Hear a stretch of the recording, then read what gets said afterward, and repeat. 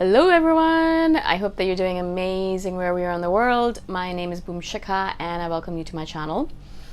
In this one, I actually wanted to speak to you about identity and how I feel like, I think you're probably aware of this already, not even as an INFJ, but I think in general, human beings have an identity that's pretty fluid.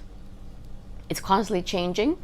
Not that, we're like becoming differently gendered or things that could be the case as well, but I'm not becoming a male boom shikha all of a sudden, but I'm saying that in general, when I'm moving through the world, I feel like that I'm not presenting the same face, the same identity to everyone that I meet. And this is particularly true when I travel. I do notice that when I travel, when I'm moving through the world, when I'm in a place where no one knows me, where no one knows who I am and has never met me before, I do notice that I'm a little bit more free in expressing my identity as I wish, as I want it to be, as I wish it to be. And I'm not saying that, I suddenly name myself the Princess of India or something like that. No, I'm not saying that I make up stuff, of course not. Well, you could if you wanted to, obviously, that's your choice. But I'm not saying I'm doing that necessarily. I'm just saying that I am presenting myself in a different way than I would with someone who knows me, has known me for a long time, and would be surprised if I started, behaving differently. For example, if I was around my parents, I do behave the way I always do with them, and obviously not all the time, because sometimes they're like, "Who are you? Like, you've changed a lot," and I'm like, "Yeah, of course I've changed," but mostly I am the same person. I am their daughter who is a little bit spoiled, a lot rebellious, does weird things with her time, and all that stuff, like the labels that they've put on me. Usually that is the way I behave around them, because that's who I am. And also it's easier just to behave like you are around people because you don't want to confuse them too much. You don't want to completely change your identity all of a sudden. But as I said, when you travel, then that's one of the reasons I probably love travel so much. That's probably why I love being in places where no one knows me, where I am completely unknown. Like no one knows my name even. Like they look at me and they think, "Oh, where is she from?" And a lot of people will ask me, they're like, "Ooh, are you Spanish? Are you Hungarian? Are you, they'll give me all these labels of countries I potentially could be from. And a lot of times they're surprised that I'm, when I say I'm from India originally, because they've put they think Indian people are a certain way, and they look at me and they perhaps think, "Oh, this is not a typical Indian person or Indian woman," and so they they think, "Oh no, she's probably not from India," whatever their reason might be. But it's even if they don't know where I'm from, they don't know my name, they have no idea who I am. So I can really literally present myself as a person who I want to be. For example, as I said, I recently traveled to Malaysia, and I've never been to Penang before. Really nice city. I really liked it. Really quiet, but really serene. Really nice people. Food. Oh my god, the most delicious food ever. I love their food, and cheap, and like a good place to visit. I highly recommend it. In general, though, when I was there, so most of the Indian people there in Penang are from the south. So they're darker skinned, which is nothing to say about how beautiful they are or anything. Obviously they're beautiful, handsome, blah, blah. I'm not saying that. I'm just saying that they're darker skinned. That's just how it is. A lot of South Indian people go there rather than North Indian. I didn't see that many North Indians at all, actually. Perhaps there were there, but they're not where I was.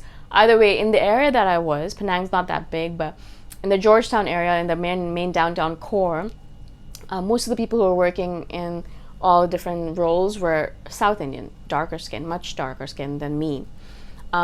Really, really nice people, very kind, generous, intelligent, blah, blah, all that stuff, right? Nothing to say about their dark skin, has nothing to do with anything, right?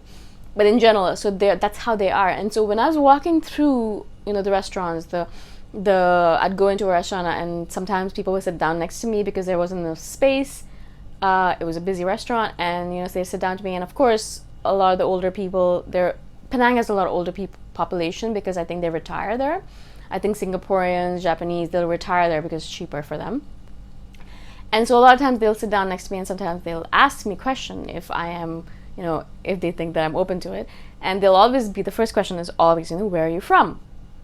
Because they're confused. And I always say I'm from India originally, and they're always like, India? Oh, but you're but I thought you were from Europe, or I thought you were, Spanish because your skin is not so dark.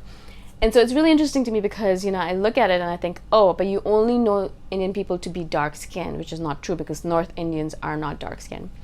And so you've kind of formed this idea, this identity idea. And so, now you're like, hey, but like Indian people can be fairish as well. Yeah, like me. I'm not really fair, but, olive skin, I guess I could say.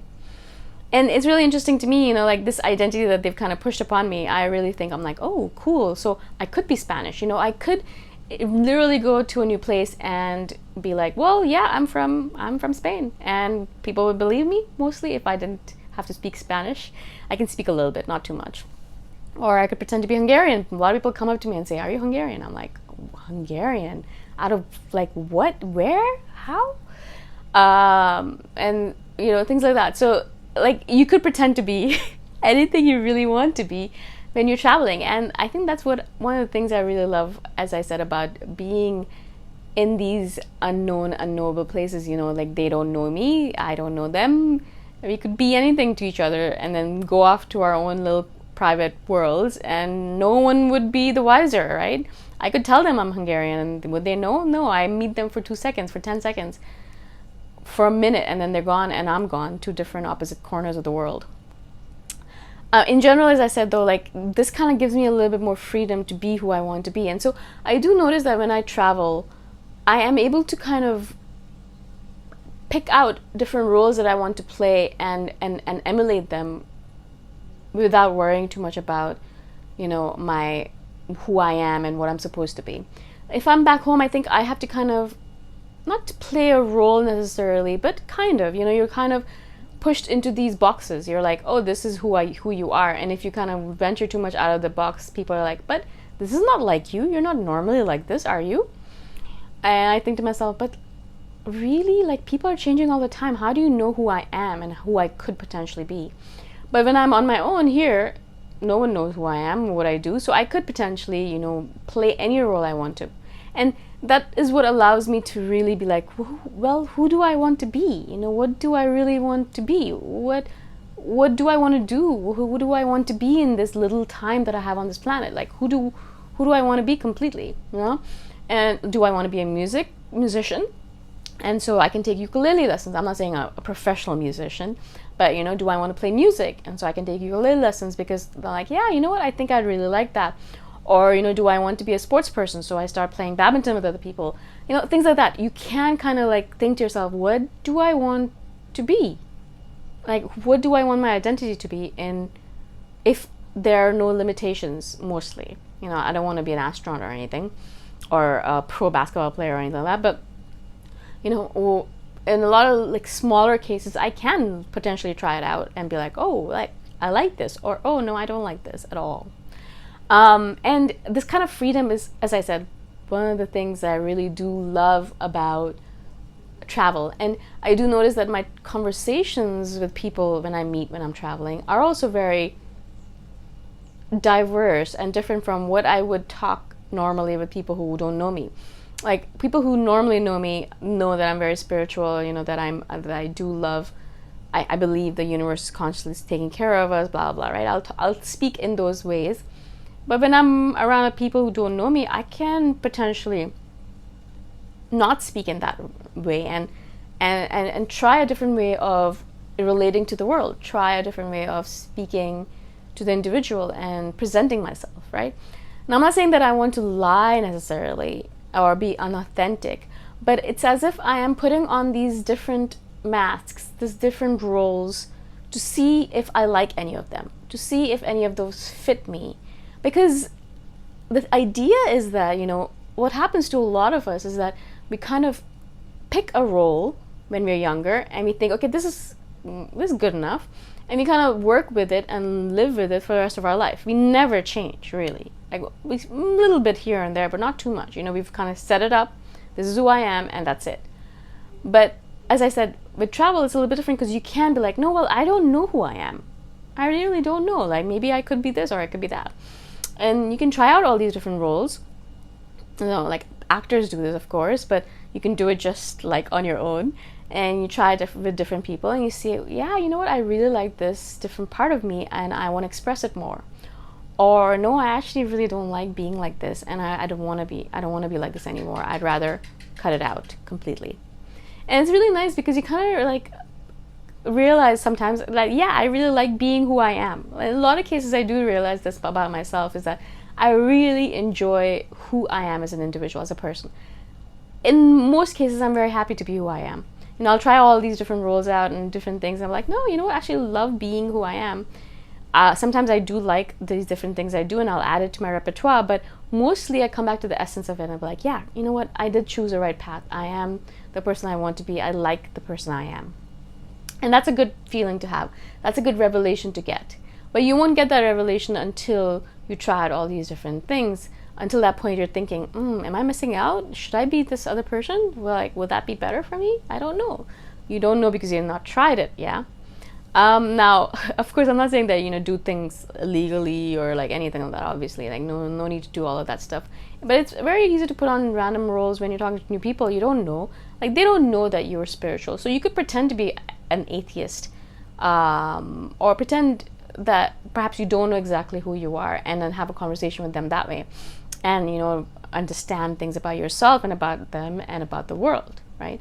So it kind of pushes you out of that little box that you've created and kind of makes the box a little bit bigger, or perhaps breaks the box completely for a little bit at least. And so I love this identity the fluidity of identity in general, and the way it kind of shapes us and moves us through the world, especially through travel.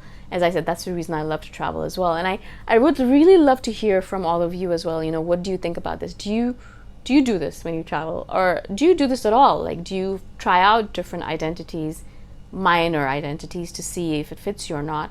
And if it doesn't, or if it does, what do you do? I'd love to hear from all of you. If you understood what I said, if it wasn't too abstract for you, I think you would have. I think a lot of you would understand what I'm talking about. In any case, again, thank you so much for listening. Please share your comments below, or your questions, or anything that you have to share with me. I'm grateful for all of you, and I shall see you in the next one. Bye.